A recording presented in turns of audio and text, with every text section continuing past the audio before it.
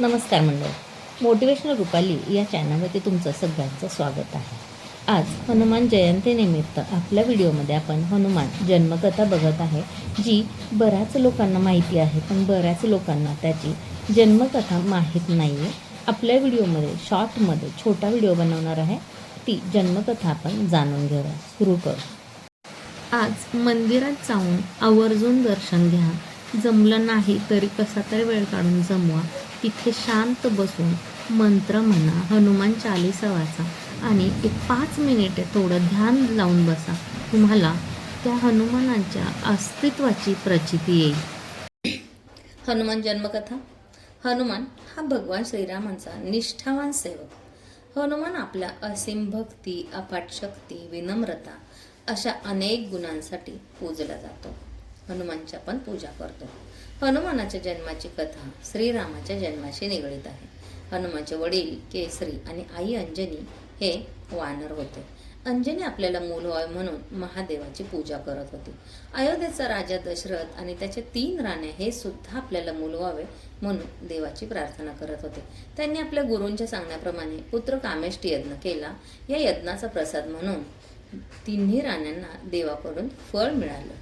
राणी कैकेयीच्या हाती आलेले फळ एक घार घेऊन पळाली, पण उडताना तिच्या हातून ते दिव्य फळ निसटले. हेच फळ वाऱ्याने अंजनीच्या हातात पडले.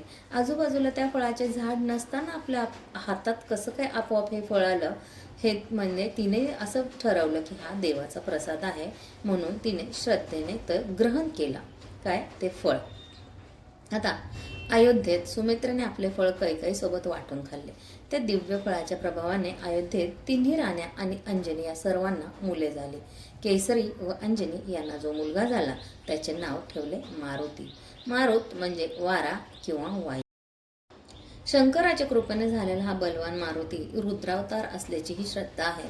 मारुती अत्यंत शक्तिशाली होता. एक दिवस सूर्य उगवताना त्याचे तांबडे सूर्यबिंब पाहून मारुतीला ते सुंदर पिकलेले फळ वाटले आणि त्याने सूर्याच्या दिशेने झेप घेतली. त्याला अडवायला देवांचा राजा इंद्र याला आपले वज्र वापरावे लागले. या वज्रप्रहाराने मारुतीच्या हनुवटीला लागले आणि ती थोडी वाकडी झाली. त्यामुळे मारुतीचे नाव हनुमान असेही पडले. मारुतीची अनेक नावे, अनेक बिरुदे आहेत. केसरीचा मुलगा म्हणून केसरीनंद, अंजनीचा मुलगा असल्यामुळे अंजनेय, वायूच्या कृपेने झाल्यामुळे वायुपुत्र, बजरंग, हनुमंत ही इतर नावे सुद्धा आहेतच. लहानपणी हनुमान अतिशय खोडकर आणि पराक्रमी होते. एकदा त्यांनी आकाशातील सूर्य फळ समजून पकडण्यासाठी उडी मारली होती, अशी ही प्रसिद्ध कथा आहे. यांच्या शक्तीमुळे देवताही आश्चर्यचकित झाल्या होत्या. रामायणात भगवान राम यांचे सर्वात मोठे भक्त म्हणून हनुमान ओळखले जातात. सीतेचा शोध घेणे, लंकेमध्ये जाऊन रावणाला इशारा देणे, लंकेला आग लावणे, लक्ष्मणासाठी संजीवनी पर्वत उचलून आणणे असे अनेक पराक्रम त्यांनी केले. त्यांच्या भक्तीमुळे भगवान रामही त्यांना अत्यंत प्रिय मानत होते. हनुमान हे शक्ती आणि नम्रतेचे उत्तम उदाहरण आहे.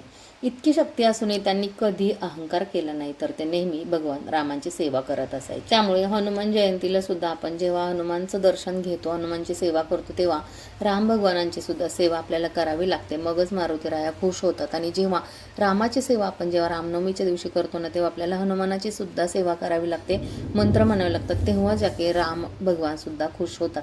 तर हनुमान जयंतीच्या दिवशी भक्त म्हणजे आपल्याला काय करायला लागतं, भक्त काय करतात, हनुमान मंदिरात जाऊन दर्शन घेतात, हनुमान चालीसा, सुंदरकांड, रामरक्षा पठण करतात, हनुमाला शेंदूर, तेल आणि रुईची फुले अर्पण करतात. अनेक ठिकाणी भजन, कीर्तन, पालखी आणि महाप्रसादाचे आयोजन केले जाते. पण भगवान हनुमान यांची पूजा केल्याने भीती, संकटे, अडथळे दूर होतात आणि धैर्य आणि शक्ती मिळते आपल्याला. हनुमान जयंती आपल्याला भक्ती, निष्ठा, सेवा, नम्रता आणि पराक्रम यांचा संदेश देते. शक्ती असली तरी ती चांगल्या कामासाठी वापरावे, गुरु आणि देवाप्रती निष्ठा ठेवावी, हा संदेश हनुमानांच्या जीवनातून आपल्याला मिळतो. म्हणूनच दरवर्षी आपल्याला हनुमान जयंती मोठ्या उत्साहात साजरी करायची असते आणि भक्तिभावाने आणि श्रद्धेने आणि विश्वासाने हनुमानांची सेवा करायची असते. हनुमान रायांना चिरंजीव म्हणून ओळखले जातात आणि अमर आहेत. त्यामुळे असे आजही म्हटलं जातं की ते आजही जिवंत आहेत आणि म्हणून लोकांना जास्त बळ येतं जेव्हा ते हनुमानांची पूजा करतात, सेवा करतात, तेव्हा बळ येतं. जिथे जिथे रामकथा सांगितली जाते तिथे तिथे हनुमान दुसऱ्या वेशात आवर्जून जातात, अशी भक्तांची श्रद्धा आहे. हनुमानाच्या अतुलनीय बळामुळे त्यांना बळांची देवतासुद्धा मानली जाते, म्हणजे ताकदीची, शक्तीची देवता मानली जाते. आजही कुस्तीच्या आखाड्यांमध्ये हनुमानाची मूर्ती सहसा असतेच. पैलवानाला हनुमाला नमन करूनच कुस्ती खेळायची तयारी करतात पैलवान लोक. चैत्र पौर्णिमेला हनुमानाची जयंती साजरी होते. हनुमानच्या मंदिरामध्ये त्यांची विशेष पूजा केली जाते आणि मोठ्या संख्येने आपण लोक हनुमानाच्या दर्शनाला जातो. अपार शक्ती, प्रचंड बुद्धी, नम्रता आणि भक्ती, कधीही अहंकार नाही. आणि भक्तांसाठी खास जिथे जिथे रामाचं नाव घेतलं जातं तिथे तिथे हनुमान उपस्थित असतात. कारण तुम्हाला मी पहिल्यांदा पण सांगितलं होतं की हनुमान रामाचे निस्सीम भक्त आहेत आणि आपण हनुमानाची सेवा करा किंवा रामाची सेवा करा, हनुमान पण प्रसन्न होतात आणि राम पण प्रसन्न होतात. आणि म्हणूनच त्यांना संकटमोचक म्हणतात. आजही आपण त्यांची पूजा करतो. ज्यांच्या मनात राम आहे ना, त्यांच्यासोबत हनुमान. हनुमानावर विश्वास ठेवा, संकटे आपोआप दूर होतील. व्हिडिओ कसा वाटला नक्की कमेंटमध्ये सांगा. नवीन असेल तर सबस्क्राईब करा, लाईक करा, शेअर करा, कमेंट करा. चला पुन्हा भेटू. तोपर्यंत जय श्रीराम, जय हनुमान.